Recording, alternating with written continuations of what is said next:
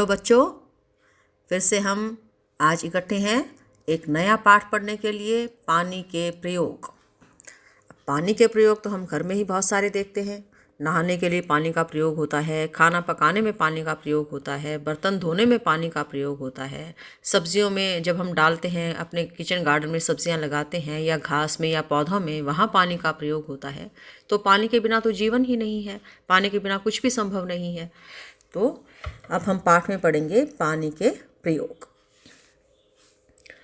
क्या डूबा क्या तैरा। आयशा बेसब्री से खाने का इंतज़ार कर रही थी। आज घर में पूरी और चटपटे आलू की सब्जी जो बन रही थी।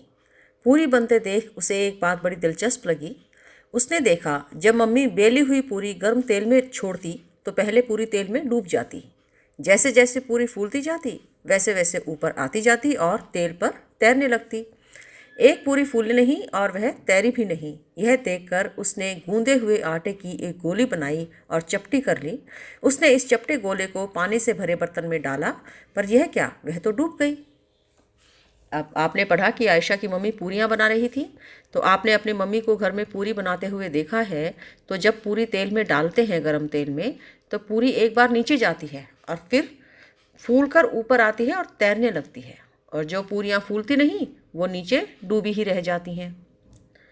तो आप सोचो और अंदाज़ा लगाओ, अगर आयशा फूली हुई पूरी पानी से भरे बर्तन में रखती तो वह तैरती या डूबती। अब आप मम्मी से एक फूली हुई पूरी लीजिए और उसे पानी में रख के देखिए कि वो तैरेगी या डूबेगी। स्टील की प्लेट पानी में तैरेगी या डूबेगी, और चम्मच, प्लास्टिक का ढक्कन डूबेगा या तैरेगा। तो आप घर में एक बाल्टी लीजिए, उसमें एक बार स्टील की प्लेट डाल के देखिए, एक चम्मच डाल के देखिए, और फिर कोई प्लास्टिक का ढक्कन डाल के देखिए। स्टील की प्लेट और चम्मच तो डूब जाएगी क्योंकि वो थोड़ा भारी है, और प्लास्टिक का ढक्कन तैरेगा क्योंकि वो हल्का होता है। और फूली हुई पूरी अगर पानी के बर्तन में डालेंगे, भरे हुए बर्तन में, तो वो भी डूब जाएगी। शाम को जब आयशा नहाकर आई तो माँ ने कहा, आयशा आज फिर तुमने साबुन पानी में गिरा दिया, पहले उसे निकाल कर ऊपर रखो। साबुन रखने की जल्दी में साबुनदानी आयशा के हाथ से छूट गई और पानी में तैरने लगी। आयशा ने बहुत धीरे से साबुन की टिक्कियाँ साबुनदानी में रखी, पर साबुन की टिक्कियाँ रखने पर भी साबुनदानी पानी में तैरती रही।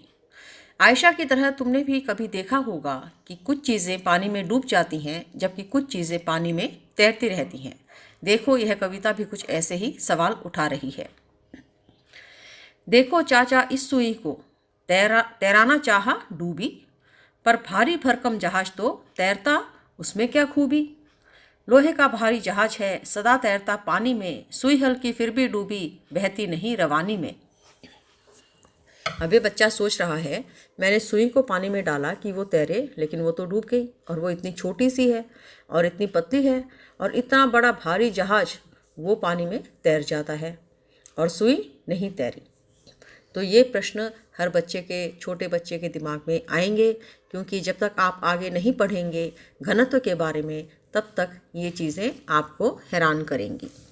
तो इसको हम सीधे शब्दों में समझ सकते हैं कि जो चीज़ें पानी से भारी होती हैं वो पानी में डूब जाती हैं, जो हल्की होती हैं वो तैरने लगती हैं। अब आप कहेंगे जहाज़ तो बहुत भारी होता है, लेकिन जहाज़ भी समंदर में चलता है, बाल्टी में नहीं चलता। तो समंदर का पानी उससे ज़्यादा नीचे अपना भारीपन लिए हुए होता है, तो जहाज़ समुंदर में तैर जाता है। और बाल्टी में जब आयशा ने साबुन दानी के अंदर साबुन रखा तो वो नीचे गया कि नहीं गया, तैरता रहा।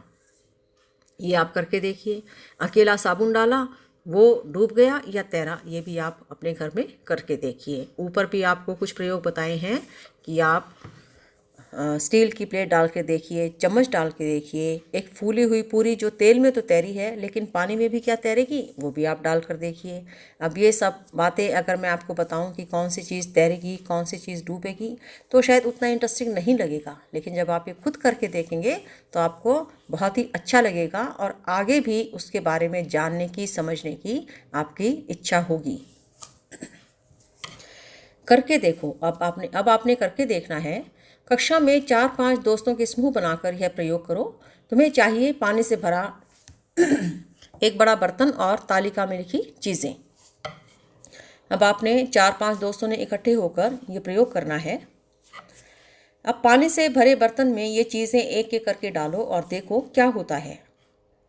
अब आप 4-5 दोस्त इकट्ठे होइए, एक पानी का बड़ा बर्तन ले लीजिए, जैसे या बाल्टी भर लीजिए या कोई बड़ा पतीला भर लीजिए, और 4-5 चीज़ें उसमें आपने डाल के देखनी है। और ये कौन कौन से 4-5 चीज़ें हैं, जिसके बाद आपने नीचे एक तालिका दी गई है, इस तालिका को भरना है। तैरती चीज़ के लिए सही का निशान और डूबती के लिए गलत का निशान लगाओ। अब आपके सामने एक तालिका है, पानी में डाली चीज़, ये पहले खाने में दी गई हैं आपको, ये चीज़ें डालनी है। और दूसरा खाना है, वो है मुझे पहले लगता था। जब आप ये प्रयोग करके देखेंगे तो उस प्रयोग करके देखने से पहले जो आपको लगता था। और दूसरा खाना है प्रयोग किया तो पाया, लेकिन जब आपने प्रयोग किया तो क्या पाया। ज़रूरी नहीं जो आपको पहले लगता था वही आपने बाद में भी पाया हो। तो पानी में डाली चीज़ क्या है, आपको पहले दी गई है एक खाली कटोरी, और दूसरी दी गई है कटोरी में एक एक करके 6-7 कंकड़ डालने पर। तो आप देखिए, बाल्टी में खाली कटोरी डालिए, वो तो तैरने लग जाएगी, लेकिन जब उसमें एक एक करके कंकड़ डालना शुरू करेंगे तो धीरे धीरे उसका भार बढ़ता हुआ चला जाएगा और धीरे धीरे उसमें पानी भरना शुरू हो जाएगा, क्योंकि वो नीचे जाती चली जाएगी और वो डूब जाएगी। उसके बाद है लोहे की कील या पिन। अब ये तो ऊपर कविता में ही पढ़ा था कि छोटी सी सुई तो पानी में डूब गई, है ना, और इतना बड़ा जहाज़ तैरता रहा, तो लोहे की कील भी पानी में डूब जाएगी। लेकिन ये सब चीज़ें आपने करके देखनी है। माचिस की तीली। अब माचिस की तीली तो लकड़ी की बनी होती है, बहुत हल्की होती है, तो माचिस की तीली पानी में तैरने लग जाएगी। प्लास्टिक की खाली बंद बोतल, पानी से आधी भरी बोतल, पानी से पूरी भरी बोतल। देखो कितना इंटरेस्टिंग है। पहले आप एक खाली बोतल तैराइए, फिर उस बोतल को आधा भरिए, देखिए वो पानी में तैरेगी या डूबेगी। और तीसरी, पानी से पूरी भरी बोतल पानी में तैरेगी या डूबेगी। ये सब आपने करके देखना है और फिर उसके बाद तालिका में लिखना है। दवाई की पन्नी एल्यूमिनियम की। जब घर में कोई दवाई पड़ी होती है, जैसे क्रोसिन है या डिस्प्रिन है, उसके ऊपर जो उसका कवर होता है, उसको आपने, उस खाली कवर को आपने पानी में कैसे डालना है, एक बार पूरा जैसे आप निकालते हैं गोली वैसे ही फैला हुआ वैसे डालना है। दूसरी बार आपने उसको मोड़कर गोली बना देनी है, इकट्ठा करके वैसे डालना है। और तीसरी बार उसकी कटोरी सी बना दीजिए, बहुत ज़्यादा गोली नहीं बनानी, थोड़ा सा उसके किनारे मोड़ देने हैं। तो जब दवाई की पन्नी के साथ आप ये एक्सपेरिमेंट करेंगे तो आपने लिखना है कि जब आपने फैली हुई पन्नी डाली तो क्या वो तैरी, मोड़कर गोली बनाकर डाली तो क्या वो डूबी, और कटोरी सी बनाकर डाली तो वो डूबी या तैरी। ये भी आपने अपनी तालिका में लिखना है। साबुन की टिकिया। साबुन की टिकिया पानी में डालेंगे वो तो डूबेगी, डूब ही जाती है। कई बार नहाते हुए साबुन हाथ से गिरता है, पानी में टब में चला जाता है तो सीधा नीचे डूबता है। साबुन की टिकिया प्लास्टिक की प्लेट पर रखकर।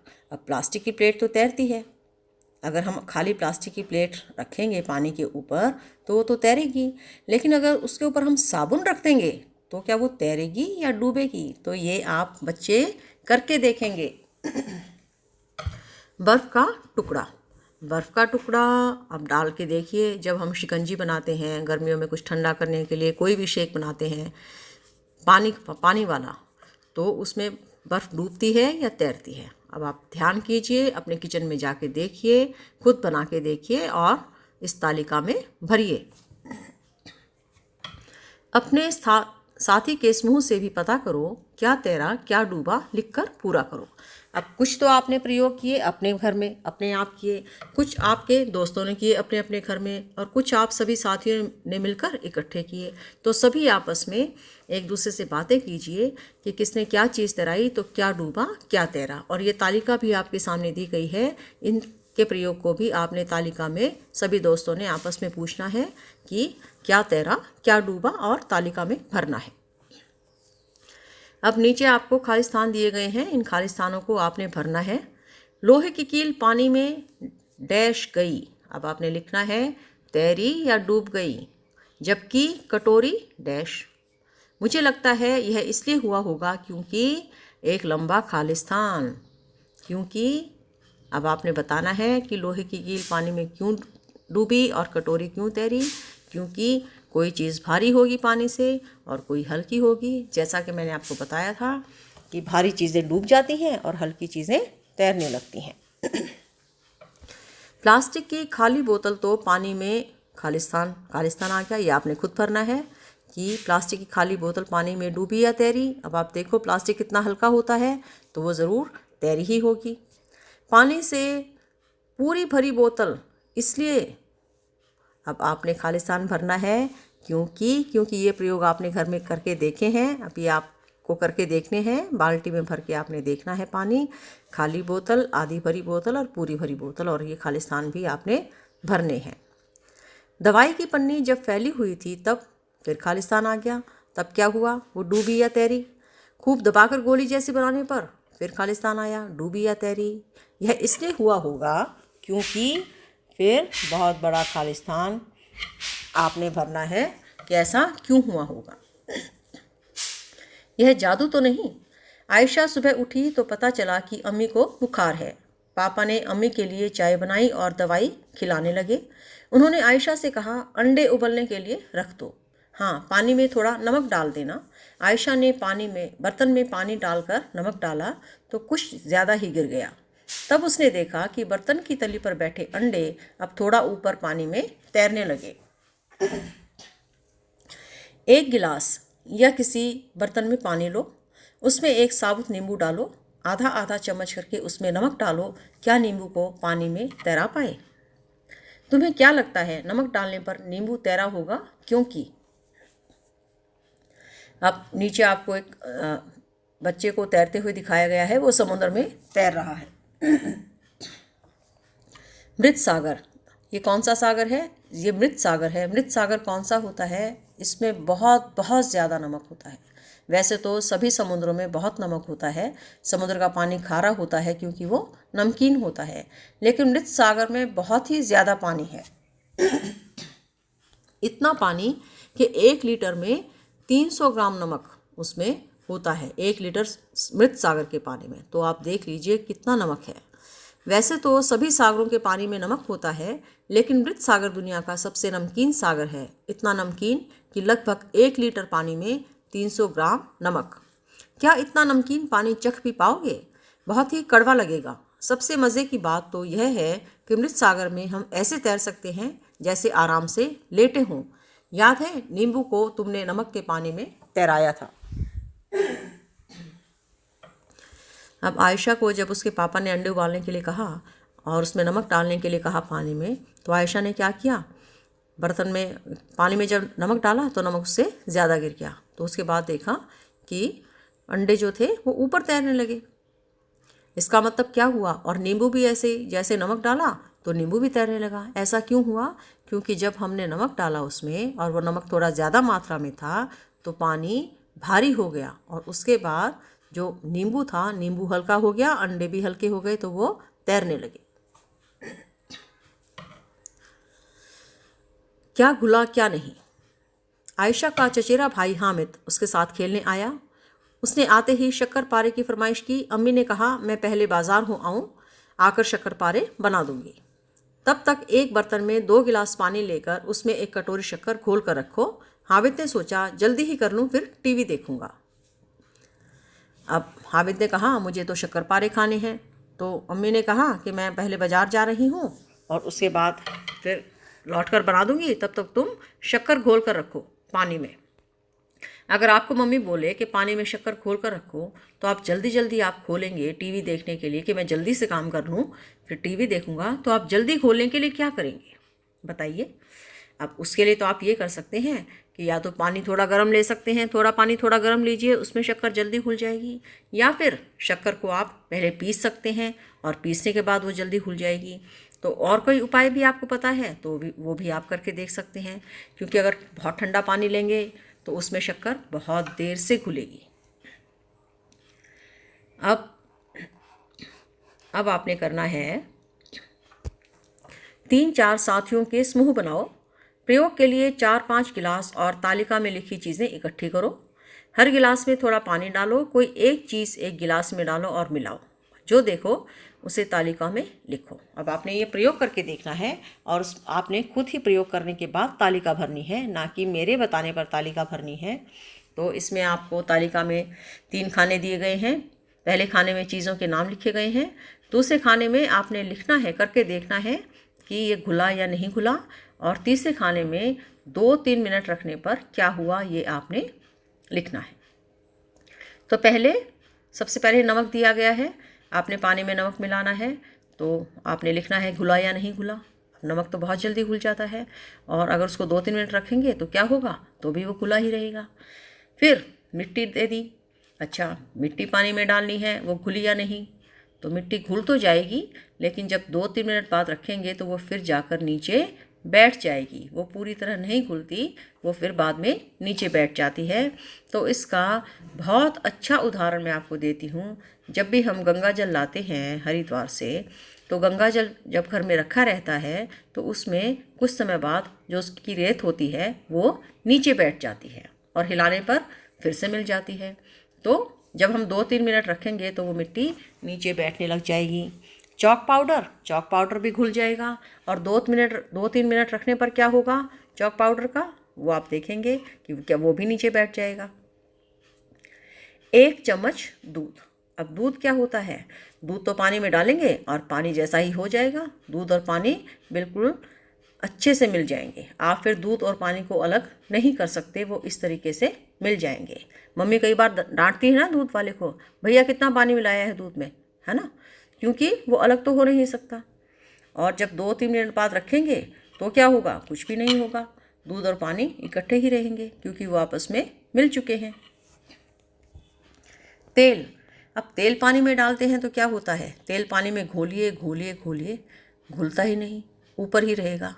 और बहुत ज़्यादा घोलेंगे तो भी थोड़ी देर बाद वो ऊपर ही रहेगा। और 2-3 मिनट रखने पर क्या होगा, वो ऊपर ही दिखाई देगा, तेल ऊपर ही दिखाई देने लग जाएगा। तो ये सारी चीज़ें आपने करके देखनी है। आप खुद करके देखेंगे तो आपको ज़्यादा समझ आएंगी। बताओ, क्या पानी में घुलने के बाद नमक दिख रहा है? अगर नहीं तो क्यों नहीं? हमने पानी में नमक घोला, उसके बाद क्या नमक दिखाई देगा? नहीं दिखाई देगा। क्या अब पानी में नमक नहीं है? अगर है तो कहाँ? अब पानी में नमक दिखाई नहीं दे रहा है, इसका ये मतलब तो नहीं कि हमने पानी में नमक डाला ही नहीं। हमने तो नमक डाला था, लेकिन वो दिखाई क्यों नहीं दिया? क्योंकि वो पूरी तरह से घुल गया पानी में, अब वो नीचे नहीं बैठेगा। नमक और चॉक पाउडर के घोल को थोड़ी देर पानी में रखने पर दोनों में क्या अंतर दिखा? कपड़े से छानकर तुम किस चीज़ को पानी से अलग कर पाओगे?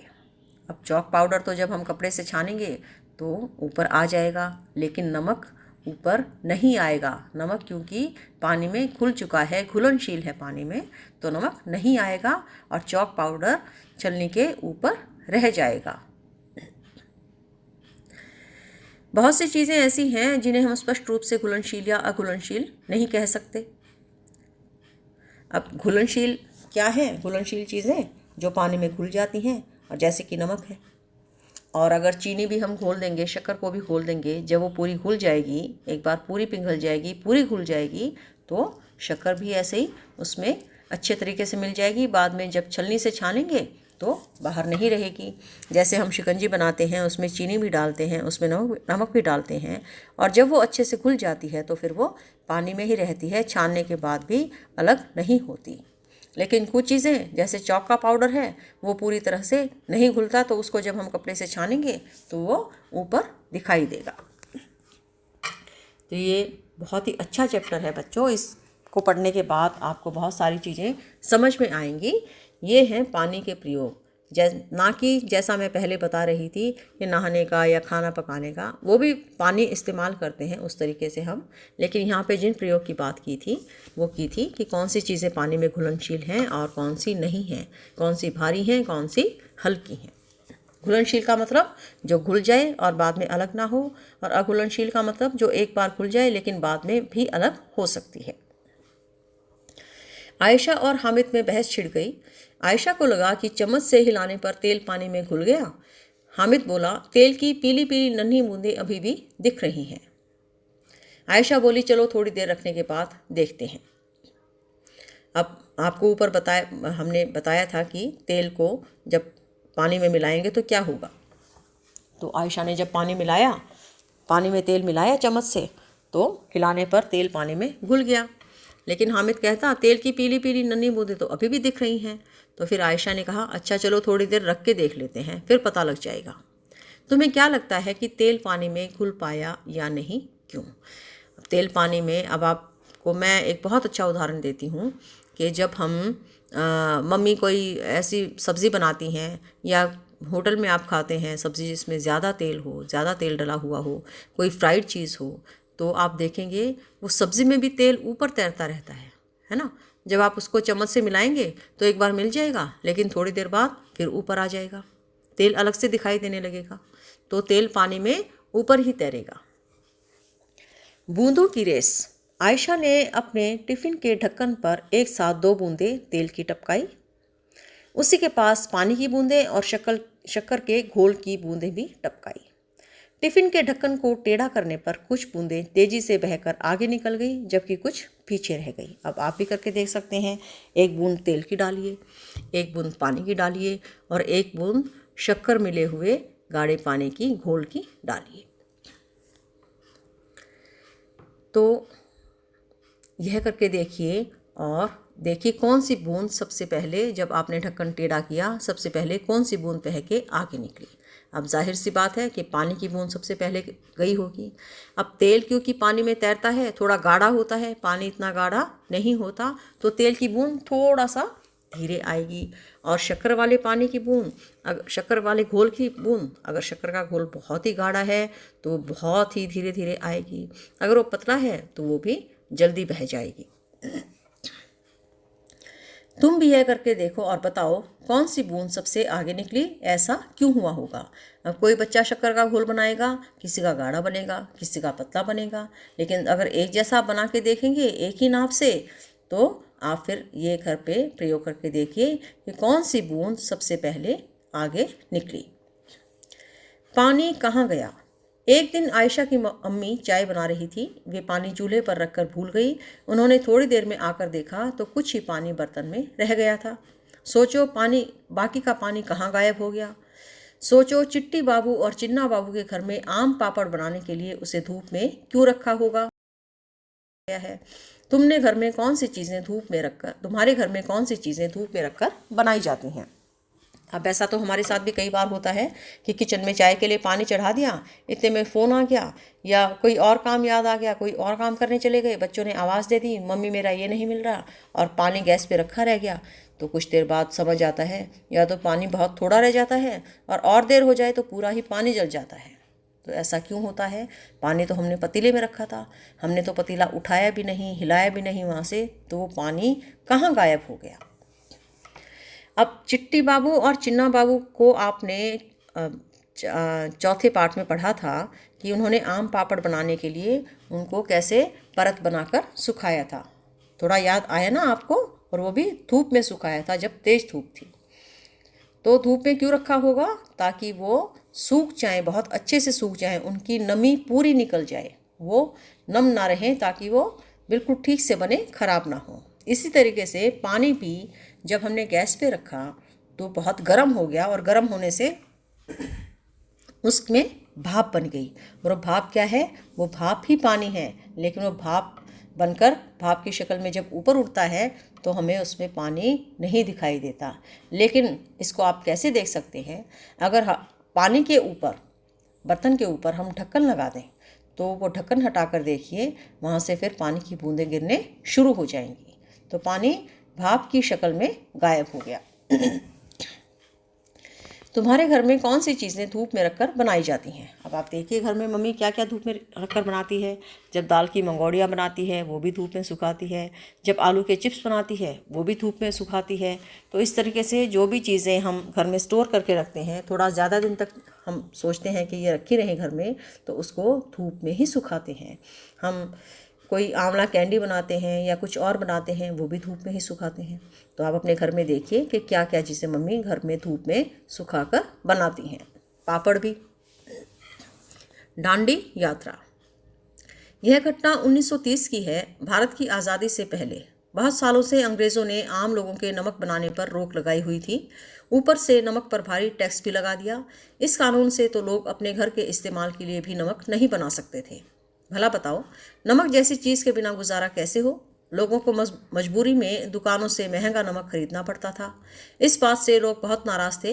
गांधी जी का कहना था, जो चीज़ हमें कुदरत ने दी है उसे बनाने पर बंदिश कैसी। उन्होंने लोगों के साथ मिलकर अहमदाबाद से दांडी के समुद्र तट तक एक लंबी यात्रा की और इस गलत कानून को तोड़ा। जानते हो नमक कैसे बनाया जाता है? समुद्र के पानी को जमीन पर क्यारियों में भर दिया जाता है।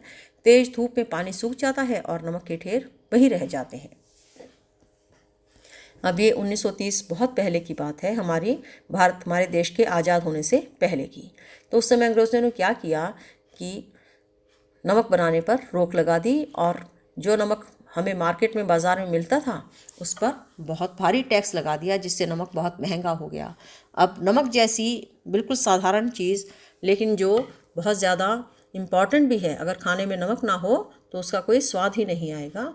बहुत ही ज़रूरी चीज़ भी है नमक, तो वही इतनी महंगी हो गई तो फिर लोग परेशान हो गए। तो गांधी जी ने क्या किया, दांडी यात्रा उन्होंने अहमदाबाद से दांडी के समुद्र तट तक, इसलिए इसका नाम दांडी यात्रा है क्योंकि ये दांडी के समुद्र तट तक की गई थी। और उन्होंने फिर नमक बनाकर दिखाया लोगों को कैसे बनाया। आप कभी अगर समुद्र के पास गए हो तो आप देखेंगे कि समुद्र के पास जहाँ नमक बनाया जाता है, वहाँ पे बहुत बड़ी चौड़ी चौड़ी क्यारियाँ बना दी जाती हैं और उनमें समुद्र का पानी निकल जाता है, या तो समुद्र की लहरों से ही अपने आप निकल जाता है वो पानी, और वहाँ पे उन क्यारियों में इकट्ठा हो जाता है। फिर धीरे धीरे वहाँ पर जब बहुत तेज़ धूप पड़ती है तो पानी भाप बनकर उड़ जाता है और नीचे सिर्फ नमक रह जाता है। तो उस नमक को बनाने के लिए किसी भी चीज़ की ज़रूरत नहीं थी, सिर्फ क्यारियों में पानी भरने की ज़रूरत थी, और वही चीज़ इतनी महंगी बाज़ार से खरीदनी पड़ रही थी। तो गांधी जी ने इस तरीके से नमक बनाकर दिखाया लोगों को।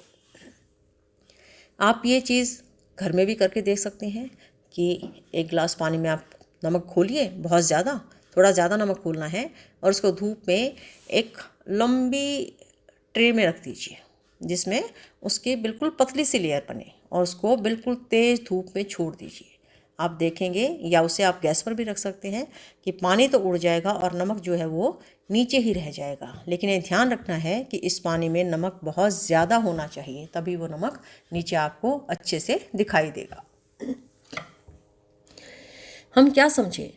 हमने इतना चैप्टर पढ़ा, इतना अच्छा पाठ पढ़ा, तो उसको पढ़ने के बाद हमें क्या समझ आया? इसमें आपने कुछ प्रयोग भी करके देखे हैं। वो प्रयोग करने के बाद आपको क्या समझ आया? तो आपने यहाँ समझना है, तुमने एक रुमाल धोया है, अब तुम उसे जल्दी से सुखाना चाहते हो, सोचो उसके लिए क्या क्या कर सकते हो। आमतौर पर तो रोज़ घर में कपड़े सुखाए जाते हैं तो धूप में ही सुखाए जाते हैं, है ना? यही तरीका है। लेकिन जब सर्दियों में धूप नहीं होती तब क्या करते हैं, पंखे के नीचे डाल देते हैं तो भी कपड़े सूख जाते हैं। तो या तो उसे हवा से सुखाया जाए या फिर उसे धूप में डाला जाए तो रुमाल जल्दी सूख जाएगा, या फिर बहुत ही जल्दी हो तो हम रुमाल को प्रेस करके भी सुखा सकते हैं। चाय बनाने के लिए तुम पानी में कौन कौन सी चीज़ें डालते हो? पानी में क्या क्या घुल जाता है? आपने मम्मी को चाय बनाते देखा होगा। तो चाय में पहले क्या डालते हैं?